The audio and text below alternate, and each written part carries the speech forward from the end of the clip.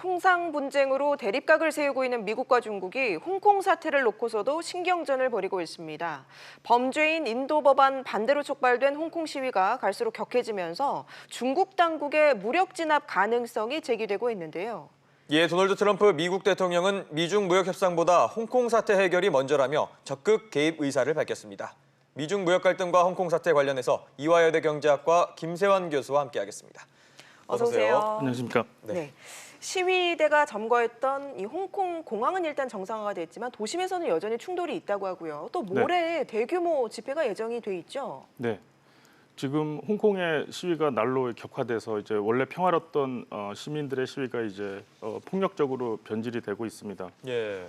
전 세계 언론에서는 이제 원래 평화롭던 시위가 폭력적으로 변한 이유 중에 하나가 홍콩 당국이나 시진핑 정부의 개입 가능성도 있지만 이 시민 운동 자체가 지도자가 없는 자생적으로 발생을 해서 이런 폭력적으로 쌍방 간의 폭력적인 사태가 발생했다고 보고 있습니다. 지금 과거를 잠깐 보면은 홍콩이 97년에 중국에 이제 되돌아갈 때 전체 중국 GDP에서 홍콩이 차지하는 GDP가 무려 25%였습니다. 네. 중국은 거의 보석을 하나 얻은 거나 다름이 없는 상황인데 지금 와서 보면 중국이 고성장을 하는 바람에 전체 중국 GDP에서 1%도 안 됩니다.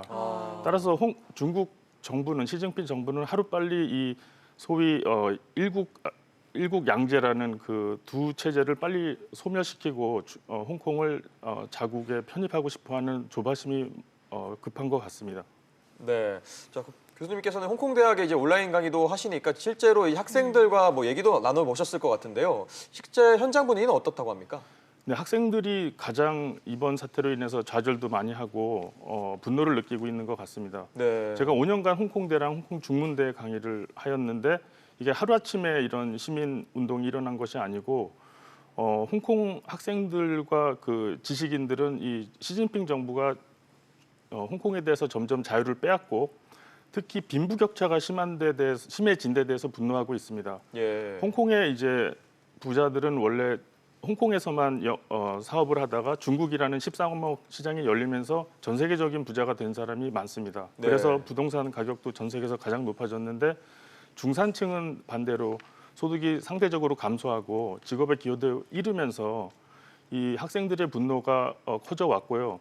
재밌는 것은 홍콩의 지식인층, 특히 대학 본부 같은 곳에서 학생들이 이런 시위에 참가하더라도 결석으로 처리하지 말아달라는 이런 공문이 오는 것을 보면은 예. 홍콩 대학 측에서도 이 시위를 지지한다고 볼 수가 있습니다.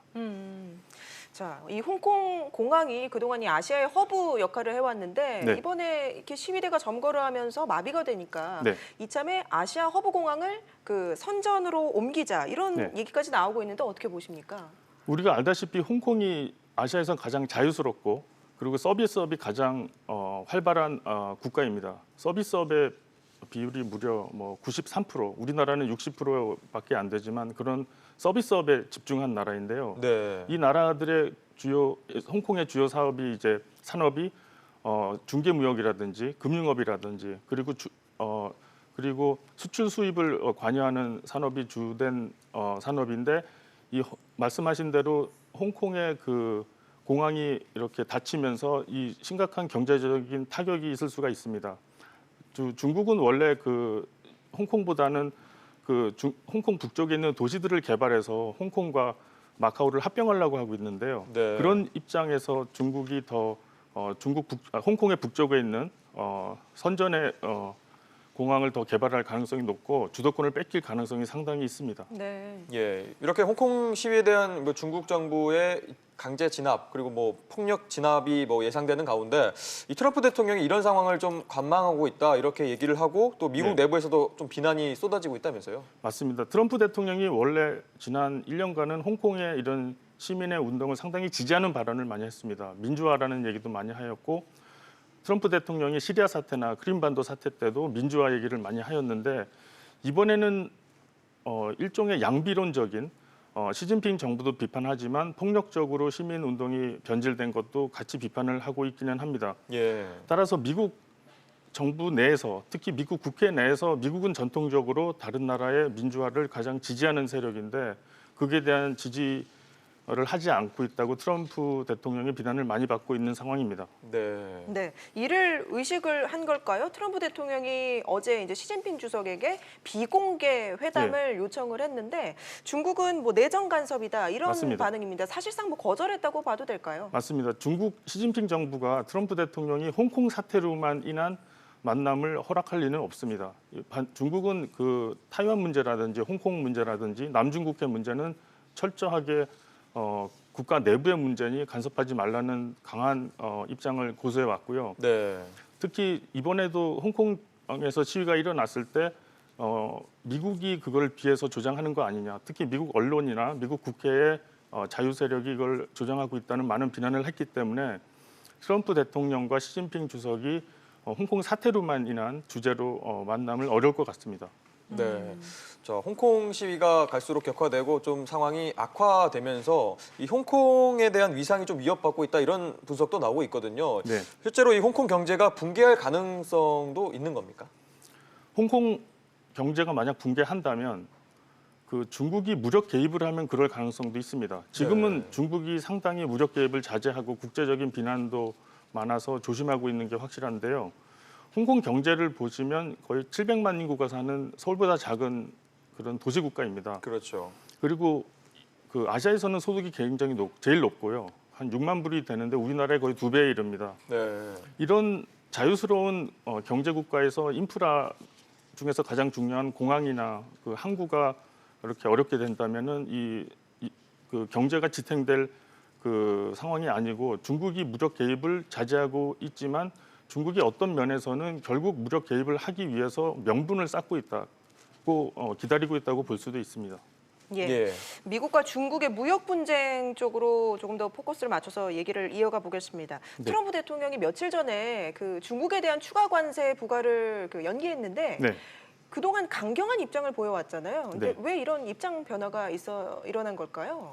트럼프 정부가 중국 수출품에 대한 관세를 미룬 것은 단기적인 태도 변화이지 장기적으로 무슨 커다란 의사결정이 바뀐 것은 아니라고 보입니다. 네. 세 가지 이유가 있을 수 있는데요. 첫 번째가 미국의 주식시장이 폭락을 하였습니다. 네.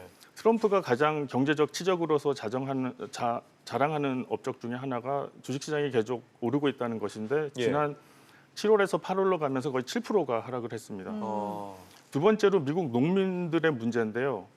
이제 중국 정부는 트럼프랑 협상에 있어서 레버리지로 삼기 위해서 미국에서 콩 수입을 대량 늘리기로 하였는데 이걸 취소하였습니다. 네. 예. 따라서 트럼프 대통령 입장에서는 농민들의 감정을 달래기 위해서 중국이 좀 더 농산물을 수입하도록 설득을 해야 될 필요가 있고요. 세 번째가 크리스마스 쇼핑입니다. 네. 미국은 이제 전통적으로 크리스마스 때 쇼핑을 해서 선물하는 문화가 크기 때문에 그때 미국 시민들이 사게 될 중국 수입품, 컴퓨터나 옷 같은 물품이 비싸지지 않도록 소비를 더 장려하기 위해서 이런 12월까지 관세를 미루었다고 보입니다. 네.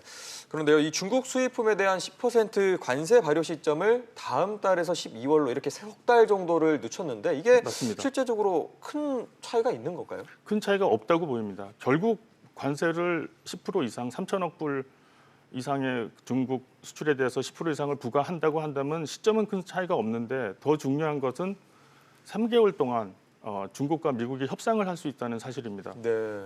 협상을 통해서 양측이 더 전 세계 경제를 완화시킬 수 있는, 긴장을 완화시킬 수 있는 해결책을 내놓을 수 있다면 그게 더 반길 수 있는 소식이지만 관세를 부과하는 시점에 있어서는 큰 차이가 없다고 보여집니다. 네. 예. 그럼 트럼프 대통령이 12월까지 좀 관세 부과를 연기한 품목들 어떤 게 있습니까? 주로 말씀드린 대로 크리스마스 때 미국 시민들이 많이 살 수 있는 그런 소비 제품이 많습니다. 뭐 네. 컴퓨터라든지 액세서리 품목이라든지 그리고 신발, 노트북과 같은 품목이 많은데 컴퓨터에 관련된 그 이어폰이나 그리고 애플 워치와 같은 이런 컴퓨터 관련 장식품들은 또 9월부터 관세를 부과하기로 하였습니다. 뭐 대표적인 제품들이 뭐 어떤 것들이 있나요? 대표적인 제품들이 이제 관세를 부과하지 않기로 한 대표적인 품목들이 미국 시민들이 가장 많이 소비하는 그런 가전제품과 장난감 그리고 그 옷 종류가 되겠습니다. 네. 자, 중국은 이제 관세 연기로 아무래도 좀 부담은 덜게 됐는데요. 이 미중 맞습니다. 고위급 협상이 아무래도 2주 내에 추가로 통화를 하기로 했다고 하는데 네. 다음 달에 워싱턴 회담 취소까지 뭐 거론되는 상황에서 두 나라가 뭐 최악은 좀 피하고 있다 이런 생각은 들거든요. 맞습니다. 그 겉모습은 그렇게 볼 수가 있고 많은 사람들이 좋은 결과를 기대하고 있지만 트럼프가 선거가 가까우면서 미중